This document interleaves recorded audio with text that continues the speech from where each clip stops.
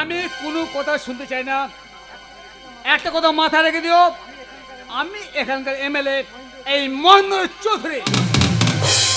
যত তাড়াতাড়ি পারো আমার উপর থেকে এই আন্দোলনটা তোলার ব্যবস্থা করো, আর তা না হলে আমাকে যদি মাথা ঘামাতে হয় না, তাহলে ব্যাপারটা কিন্তু ওই ভালোর দিকে যাবে না। আর আমার উপরে যে আন্দোলন করবে না, আওয়াজটা আমি বন্ধ করে দেব। আরে বুঝাও বুঝাও, ভালো করে বুঝাও। বুঝে তো ভালো, আর না বুঝে তো ওদের সবটাকে আমি কুত্তার মতো। কি ডায়লগ গুরু, কি ডায়লগ! ও কি হলো, তুই হঠাৎ এখন এসে এখানে? সিগারেট, একটা সিগারেট লাগবে, দাও তাদের দাও। সিগারেট? আরে তুই এত সিগারেট খাস? আরে কথা কম বলো না, সিগারেটটা দাও। আরে আমার কাছে তো একটা আছে, এনে যা। Thank you so much dad. তুই তুই চেহারাটা কি অবস্থা করেছিস? একবার আয়নার সামনে দেখেছিস তুই চেহারাটা কি অবস্থা? দেখি কি হলো? নতুন করে কি হবে ড্যাড?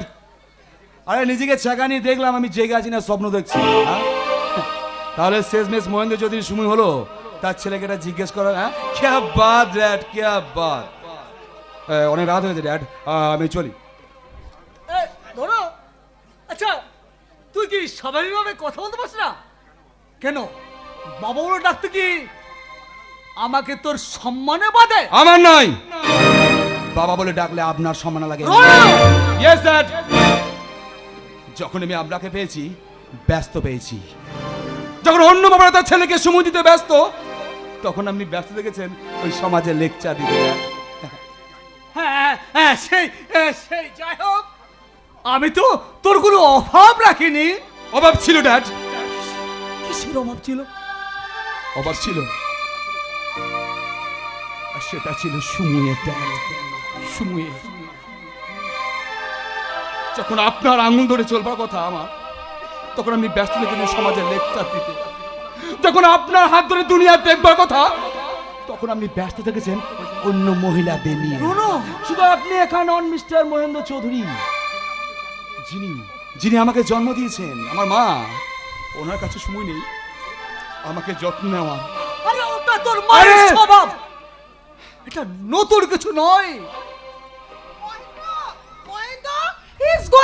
আরে বাবা, আমি তোমাকে কতবার বলেছি যে আমার বান্ধবীর বিবাহ বার্ষিকী পাঠিয়েছে। আরে বাবা, ওনার বর মারা গেছে তো কি হয়েছে? প্রত্যেক বছর উনি ওই বিবাহ বার্ষিকী পালন করে, আর আমাদের বলেছে রাত 12টার আগে ওখানে পৌঁছাতে। আর তুমি কি না এখানে দাঁড়িয়ে দাঁড়িয়ে দেশ সেবা করছো? এই রনো, বলছিল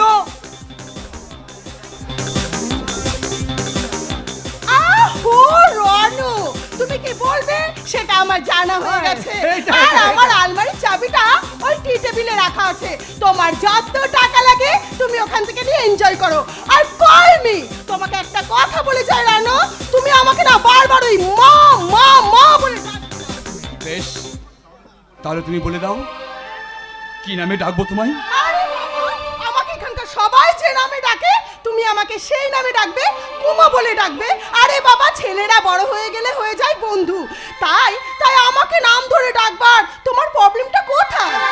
না, এটা তুমি ভুল করছো কুমু, এটা তুমি ভুল করছো। ভুল তো আপনি করছেন এমএলএ সাহেব, ভুল আপনি করেছেন।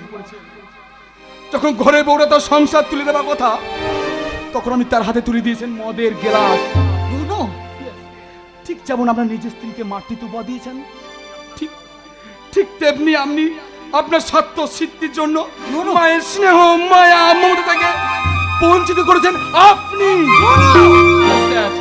পার্টির টিকিট, বড় বড় টেন্ডার, রাতারাতি প্রভাব বিস্তার করার জন্য অন্য পুরুষদের সঙ্গে থাকতে বাধ্য করেছেন আমার ঘরের ইজ্জতকে। আরে বাবা, এই বিয়েতে আমি সব কিছু জেনে, তোমার বাবা যতটা মত না ছিল আমার ছিল তার থেকে বেশি মত, আমি সব জেনে শুনে তোমার বাবাকে বিয়ে করেছি।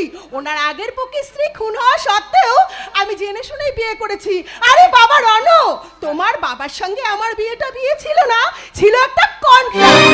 তোমার বাবার বংশধরের প্রয়োজন ছিল, আমি দিয়েছি। আর আমার টাকার দরকার ছিল, আমি বিয়ে করেছি। তার মানে আমি তোমাদের ছেলে নই, তোমাদের চুক্তির একটা শর্ত। আরে বাবা, ওইসব কথা শোনার সময় এখন নেই, চলে এসো মহেন্দ্র। এক মিনিট, সময় যখন ছিল না তখন কেন আমাকে জন্ম দিয়েছিলে? উত্তর দাও।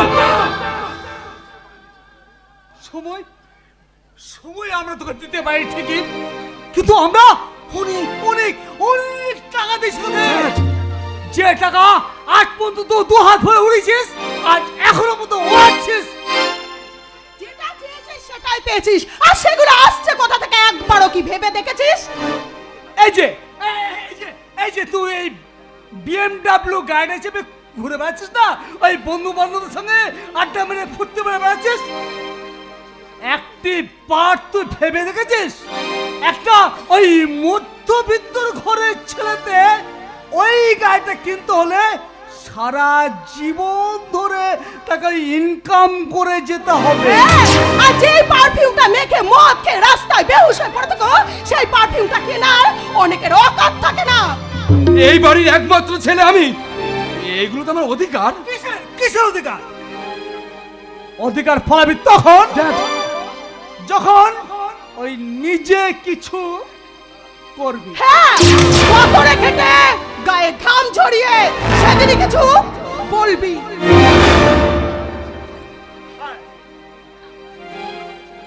সেদিন তুই আমাদের ছেলে বলে দাবি করবি, আর তার আগে নয়।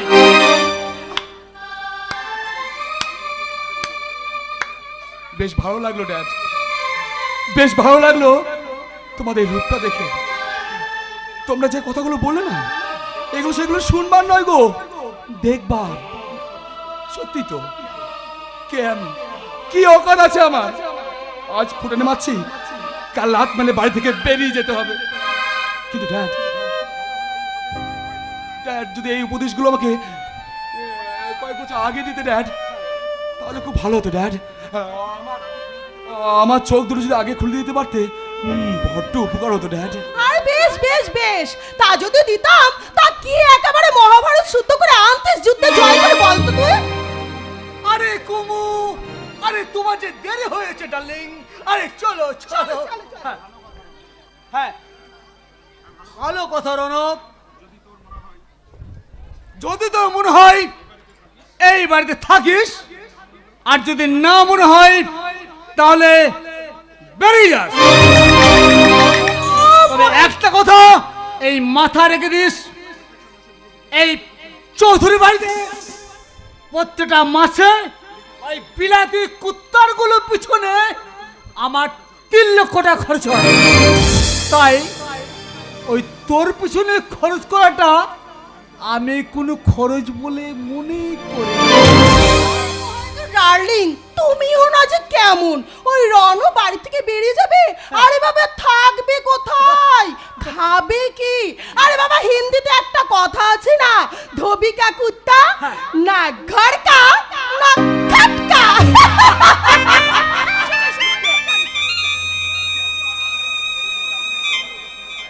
সেদিন দামিনী কথাগুলো শুনে না খুব রাগ হচ্ছিল জানেন, কিন্তু আজ ঘৃণা হচ্ছে নিজের ওপরে।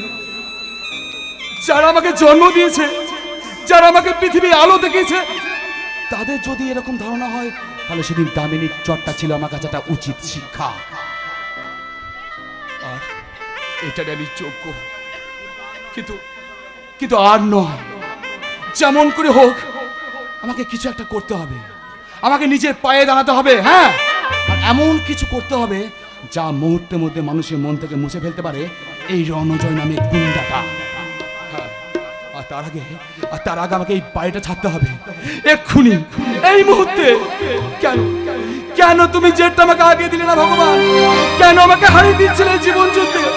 কেন আমার জীবন নদীর সাথে ডুবিয়ে দিলে আমার নৌকাটা? কেন কেন কেন? যাবার বেলায় কেন যে কে বলি মনে পড়ে গো অসময় নীল আকাশে, কতদিন কত মেঘ ধরে গো শপথের মালাতেও মাঝে মাঝে কাঁটা জেগে রয় তো দেখাই শেষ দেখা নয়, আবার হবে তো দেখাই শেষ দেখা নয়।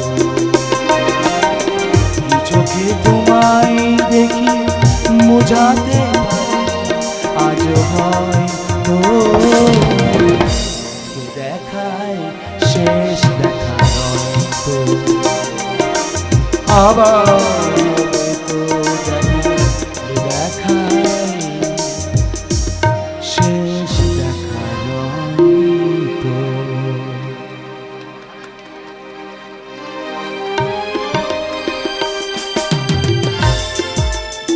জানেন, কয়েকদিন আগে খবরের কাগজে বিজ্ঞাপন থেকে ফর্ম ফিল আপ করেছিলাম পুলিশ হব বলে। ওরা আমার ট্রেনিংয়ে রেখেছিল, কিন্তু আমি গুরুত্ব দিইনি। তবে আজ সেটাকে আমি কাজে লাগাবো। হ্যাঁ, যেমন করি হোক পুলিশ ট্রেনিং পাস আমাকে করতেই হবে। হ্যাঁ, তারপর যাবো ওই ভবেশ মাস্টারের বাড়িতে, হাত চাইবো দামিনী। কিন্তু এর মাঝে যদি দামিনীকে বিয়ে করার কেউ চেষ্টা করে, তাহলে আগে কেলিয়ে বরকে ভাগাবো, তারপর দামিনীর স্মৃতিতে সিঁদুর পরাবো এই রণজয়। তবে যাবার আগে সকলকে সাক্ষী রেখে আজ থেকে এক্ষুনি এই মুহূর্তে এই রণজয় নামে গুন্ডাটাকে এন্ড করলাম, মানে খতম করলাম। খতম করার আগে এসেছিলাম খালি হাতে, কিছুই ছিল না সঙ্গে। শুনে রাখুন, প্রত্যেককে বলছি, আমরা সবাই কিন্তু খালি হাতে এসেছি আর খালি হাতে যাব, কিন্তু আমি আজকে কিন্তু খালি হাতে যাব না। এসেছিলাম খালি হাতে, কিছুই ছিল না সঙ্গে। যাবার আগে আপনাদের প্রত্যেককে দিলাম কথা, দিলবালে দুলহানিয়া ले जाएंगे।